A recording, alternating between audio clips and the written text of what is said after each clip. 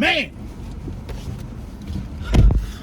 What up, though, everybody? I know that this is not a video that you would usually see on this channel, and it might tank. I don't even care. That's how frustrated I am with the new Superman movie. Now, I'm gonna tell you right now, it's going to be spoilers. So if you want to see Superman, James Gunn Superman, do not watch this video.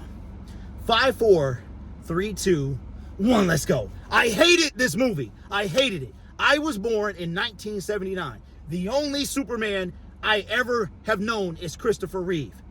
Then you bring back Brandon Routh. He did okay. He did all right. He looked like Christopher Reeve. He did all right. Bryan Singer messed up that movie. If I told you that this movie was worse than Superman Returns that had zero action in it, you would be like, what? It was worse than that. Now, Superman 2025.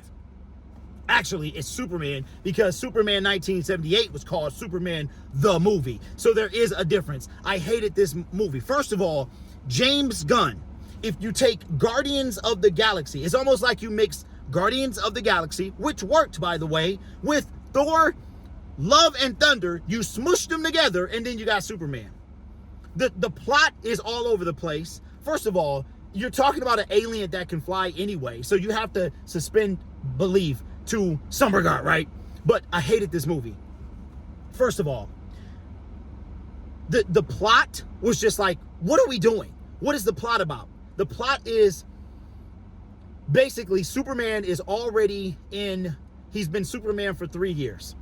He's been Superman for 3 years. The world is still kind of gravitating toward him, trying to understand him, trying to see what is he really here for. But that's where the movie starts. It starts with Superman getting his butt kicked, which was okay, it was cool. So they show the aftermath. So if you've seen the trailer when Superman smashes into the snow and he whistles for the dog or whatever, that's the beginning of the movie. So it was kind of okay, all right, cool. All right, let's see what we got here. This might be something different. Superman bleeding. So we starting off like this. No, they give you some context. It's like 300 years ago this happened, 30 years ago this happened, 3 years ago this happened, 3 hours ago this happened, 3 minutes ago this happened. Boom, Kal-El hits the dirt, hits the snow, boom, take him into yada yada. All right, so the movie, the plot is so, okay, it's like they tried to take, and I know this sounds dumb because it is a comic book movie, but James Gunn's style of humor, James Gunn and the script writers ruined this movie. They ruined this movie. They hired this man to revitalize the DCEU, and he, in my opinion, ruined it. You know how bad this movie is? How bad it is that Man of Steel from 2013 is already tracking better to have a better opening weekend, and that was 12 years ago. So if you adjust for inflation, Man of Steel is going to reign supreme. I think word of mouth is going to kill this movie. It's bright, it's colorful. If you like comic book movies if you like comic books and the plot does not matter, then this movie is going to be for you. It's bright. It's so ridiculous. Okay, I'm going to give you an instance. So there's a Lex Luthor is trying to basically it's basically a rehash of Superman the movie. All right. How, remember Lex Luthor, spoiler alert too, but Superman 1978, if you haven't seen it yet, Lex Luthor, his grand scheme was to split California in half so that he could have a piece of land.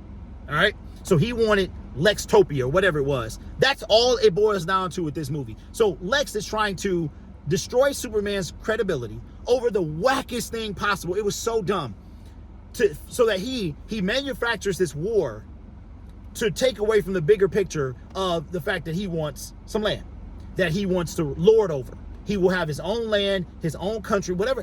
Again, the plot is super dumb. It's dumb. Superman, the movie, did it right. This did it dumb. All right, so we're in a movie where aliens, like they got a pocket dimension and it's aliens and humans are in this pocket dimension. Lex shoots a guy in the head. It's okay. All right, so there's a point where the movie jumps all over the place, kind of like this review. It jumps all over the place. It's here, it's there, it's here, it's there. It's like, what? You're trying to follow along. If you like Clark Kent, not in the movie. He's not in the movie. He's in the movie 3 scenes. 3 scenes. That's it. He's in the movie at the beginning, twice in the beginning and one at the end after he suffers from kryptonite poisoning by a dude who can change his body structure to anything. He changes it into some kryptonite so that Lex can hold him hostage in the pocket dimension and he can't get out. So they got this little critter that's supposed to serve as a distraction while Lex breaks into the Fortress of Solitude, who it only activates for Kal-El's DNA. So it's the only way it comes out of, it's kind of cool, comes out of the dirt or the ice, we already know that, but it only rises for Kal-El or his DNA. So Ultraman is a clone. It's like all the it's a clone of Superman from, guess what, ladies and gentlemen, a piece of his hair. Where have we seen that before? Superman Returns. I'm sorry, Superman 4, The Quest for Peace. Terrible movie. I'd rather watch that than this. I'd rather watch Superman, The Quest for Peace than watch this movie. So you got Superman 4, a clone that was cloned from a strand of Superman's hair. You also have Superman 1 with the Lex Luthor trying to get some land, okay, and become a ruler over a small piece of land, okay? James Gunn was the wrong director for this movie. It was perfect for Guardians of the Galaxy. It did not work for Superman. The gags, the jokes, it just didn't work. So let me go back to the critter, all right? So as Lex is trying to break into the Fortress of Solitude to get some information, that will ruin Superman's credibility, which will allow the U.S. government to give the go-ahead so that Lex and his team can apprehend Superman and bring him in, because at the beginning of the movie he went rogue, tried to save people, and broke foreign land and all this other stuff. And I mean, come on, y'all. We know that Superman, okay, he doesn't work for anybody. He doesn't work. The United States tries to grab a hold of him. He was raised in the United States, but the United States doesn't own him. He doesn't fight for America. So anyway, so while Lex is doing that, all right, this random critter that I'm assuming came from the pocket dimension, all right, he looks like, I'm not deep into Superman lore. I don't read, the last comic book of Superman I read was The Death of Superman. Never forget. So as Lex is trying, so I don't know if this critter came from somewhere, but what you see on the trailer of the big beast that Superman was fighting, which I'm trying to figure out, okay, how are they going to work this into this movie? A movie already about an alien who can fly. How are they going to work this into the movie? It starts off as Lex is trying to create a distraction so that they can break into Fortress of Solitude, all right, to get this incriminating evidence that will have the U.S. turn on Superman, which was dumb too, by the way. We'll get to that. This little critter, looks like a gremlin, starts off in this little box. They let him out, okay, a couple of his henchmen, Lex's henchmen, they let him out. He runs all over the place. I'm assuming he grows bigger because of water. The dude says, hey, he's like, that's a little distraction. The guy says, hey, it'll get bigger. Next thing you know, cut, Superman is fighting this guy. The dude is big. All right, we're talking about 30, 40 stories high. How did it get big? What is it? What happens? You had to assume that it got bigger because of water. Next, literally, it cuts from the little creature running away to big, and now Superman is fighting him. Okay? Now, let's talk about Mr. Terrific. Okay, Lois Lane, I've always liked Rachel Brosnahan. I always liked her. You know what I'm saying? She can do anything she wants to. But she was good. She was good in the movie. She was probably the most spunky, like Margot Kidder-esque Lois. I had no problem with her. Perry White didn't have a problem with him. He was a black guy, although we saw that in Man of Steel, Lawrence Fishburne. Jimmy Olsen was like a 40-year-old man, bro. He looked 40 to me. Jimmy Olsen always is younger than Lois and Clark. Always. He is not the same age as them. He is like, you're talking about early 20s. If Superman and Lois are in their 30s, this guy's in his 20s. He's not the same age. They had Jimmy Olsen as a ladies' man. Now, he didn't have to be Steve Urkel, but come on, bruh. Now, what are we talking about too? Lex Luthor was he was cool. Nicholas Hoult, I like him. He was cool. He turns out he was just a big baby. He was just a big baby. I want to be, yeah, I'm mad because you've got power and I'm just a regular human. He was evil. He was evil, but he was a baby. At the end of the day, he was a baby. And he was playing Battleship. Before, he was controlling a guy, spoiler alert too, the guy he was controlling, the guy you see in the trailer, okay, he is a clone of Superman named Ultraman. Lex was okay, but he was a baby. Miss Tessmacher, she was not very smart in regular Superman.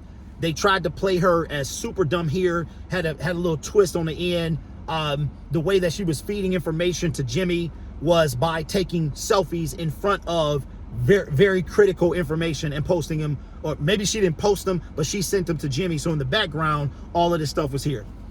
Guy Gardner, okay, cool. Nathan Fillion, he was cool. Hawk Girl, she was cool. Didn't have a lot to do.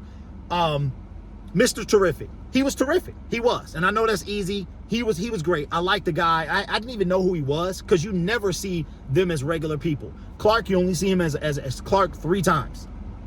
Never see him as regular people. But okay, James Gunn expected us to know what was. It felt like Justice League. You got all these people just pop up out of nowhere. There's no character building. There's no nothing. They just pop up out of nowhere. Super bright and colorful. All this other stuff. Clark's parents. Here's what I didn't like, along with a lot of stuff. You know how in some movies you can get away with not de-aging the parents. So let's say you have characters that are playing the younger versions of themselves and you don't de-age them. You just put in a younger actor as the baby to the adult, right? So you got a baby Clark and you got the parents. They're the same actors. They're not de-aged. And you have them play their roles. This was the worst thing I think I've ever seen. James Gunn, not only did he not, and I know this is stuff that's trivial, but I really like Superman. Batman is my favorite character of all time. Then it would probably be Spider-Man and then Superman, okay? My big 3, Batman, Spider-Man, Superman, in that order. When I was younger, Superman was my favorite.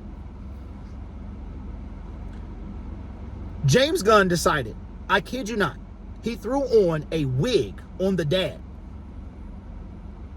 And I don't know what he did to the mom, but when Clark is a baby and they're doing flashbacks of when he first came to Earth, they literally throw a wig on the father. They don't even bother to de-age the man. Get a different actor. If you don't want to spend money on de-aging, which may or may not work, get 2 different actors. This guy he slapped a wig on the father, who's bald in the movie. He has male pattern baldness. He slaps a wig on him, boop, and now he's supposed to be a younger version of himself. By the way, he lives through this movie. Superman's dad always dies. It is so many other things too. But Mr. Terrific was the best part of the movie. He really was. So I was waiting on this movie to redeem itself. The first half, I was like, I could just feel myself. So I'm like, okay. Is this movie going to be redeemed? Then once Superman breaks out of the pocket dimension, it does ramp up. But for me, it was not enough to redeem the movie. It really wasn't. There's a lot of other stuff. Lois flies. Okay, let me jump back to Mr. Terrific. He was great. The humor, the sarcasm, everything worked with him. But when it came to Superman, and it just didn't work. It worked with certain characters, but the movie, okay, take Guardians of the Galaxy and throw Superman in that movie and brighten it up by 10. Turn the brightness up by 10. That's what movie you have, but worse. You ever seen Batman and Robin? You got Batman and Robin right here. This is Batman and Robin. This is Superman. In my opinion. This is only my opinion. I don't know if I'm old. I don't know if it's Henry Cavill. I didn't feel this way. I did not feel this way about Henry Cavill Superman. Nobody will ever be Christopher Reeve. Ever. They cannot be Christopher Reeve. He was Superman. Brandon Routh worked with what he had. But Bryan Singer, he made a Superman movie with a bunch of Superman, but no action. It had no action at all. Then you had Man of Steel. Snyder, everything was sad, everything was dark, everything was gloomy, all that stuff. There's a lot of destruction in Superman as well, but it wasn't directly caused by like Superman just fighting. It was caused by someone else making a threat for Superman to fight, but it wasn't like Superman could have taken the fight elsewhere. What was happening was caused by Lex Luthor, but was affecting the inner city. And it's going to be some collateral damage. There's going to be some collateral damage in here. The dog was either cute or annoying. He was cute or annoying. There's a lot of things that I'm leaving out, okay? But the dog, he didn't overstay his welcome, but he was irritating. Oh, and then if you want to save the end of the movie, get out now. Get out now. Supergirl shows up because the dog is Supergirl's dog. She shows up, she's drunk. She flies to red zone planets, which doesn't make any sense because the red sun is what gives Superman, what the yellow sun gives Superman his powers. So you go to red sun planets to get drunk because you can't get drunk. The yellow sun prevents you from getting drunk. Superman cannot get drunk on Earth because his metabolism is too fast. So she flies to red sun planets to get drunk. So how does she get back to Earth, to yellow sun planets? Is there a cargo ship that drops her off close to the yellow sun and she flies back? It was dumb. So she's on Earth drunk. She's on Earth drunk. So let's say that she just plows through the atmosphere and she gets back to Earth, but she's still a little hungover. Really, really dumb. Then she calls Superman a UNITY. Let me know in the comment section below if you get the reference. A UNITY. You gotta let him know. What? What are we doing, bro? To me, Superman is classy. The guy who played Superman, fine. I got no issue with him at all. Nobody will ever be Christopher Reeve, but you don't have to be. David Cornsweet, whatever, he was fine. I got no issue with him. My issue was with the script, James. I got no issue with none of the actors. They did the best they could with what they were working with, which was nothing. And you mean to tell me that you got rid of Henry Cavill after not giving him a second solo movie? His movie is tracking to do better. You got rid of that for what? For something that was less, which is what Superman 2025 is. It was a terrible movie in my opinion. I've seen a lot of people online that liked it. If they were in the age group of 20 to 30 something, then they love it.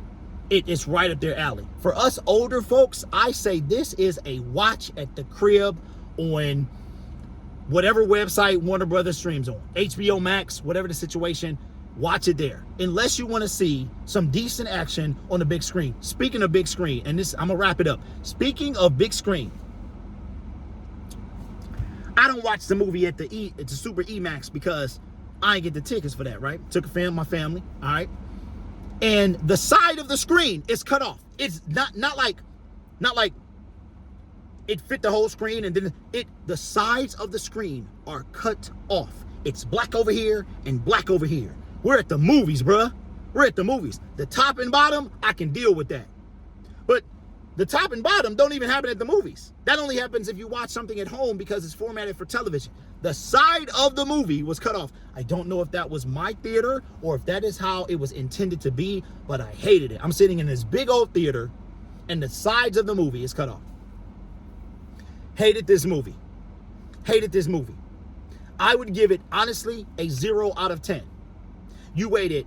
Here's why. It's not just the movie itself. It's everything. We waited 12 years. You got rid of Snyder. You got rid of Henry Cavill. Never had a fair shot. You brought in James Gunn. And what did you, and this is what we got? This is what we got, bro. I don't know if I'm old. I don't know what it is. Okay? But the embodiment of Superman is Christopher Reeve. Physically, okay? And the way he delivered the character. Henry Cavill, Brandon Routh, they were passable. You can argue one was better than the other. It depends on what they were given with. They tried to overcompensate for the darkness of the Snyderverse and brought in, I mean, if it was terrible, I didn't like it.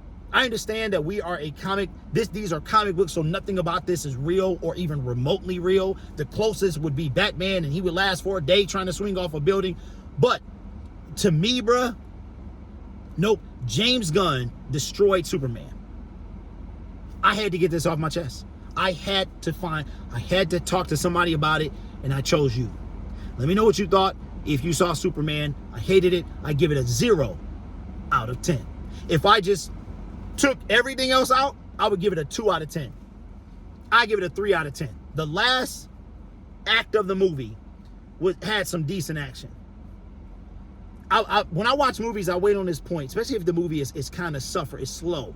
Spider-Man 1 was like this. It was like, we gonna get some Spider-Man, and then that last act of the movie redeemed it. And then Spider-Man 2 was a masterpiece. But I wait on this feeling in my chest, in my stomach, these goosebumps to come. Never came. I was like, this is terrible. Hated it. I will not watch it again. I have no intentions of. The only reason I will watch this is some behind-the-scenes commentary. That's it. Let me know what you thought about Superman 2025. Let me know what you thought. Did you see it? Did you like it? Did you hate it? Did you love it? What would you give it if you watched it? And I will be back with you with another video. Take care. And then, if you're going to use John Williams' theme, just use it. Just use it. The Superman theme cue was cool, but that's the only. There was one. Look, let me get out of here. Let me get out of here. I'll catch y'all next time.